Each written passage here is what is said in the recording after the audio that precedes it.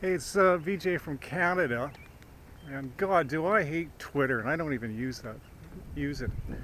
I've had accounts deleted in the past. I got a couple pages up now, but they are so useless for promotion. And I've got an internet friend who uses the service quite a bit, and he posts links to independent artists and basically nice things. And I occasionally visit Rob's page. Lo and behold, I go to Rob's page in the last couple of days and show that it's been restricted. And I don't know what that means, and I don't know what Twitter considers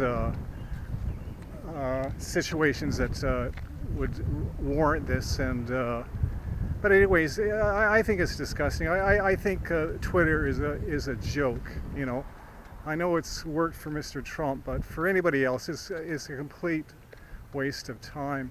Anyways, I just want to let Rob know that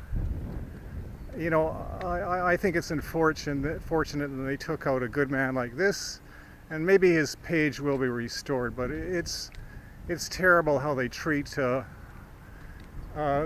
little guys who use their service.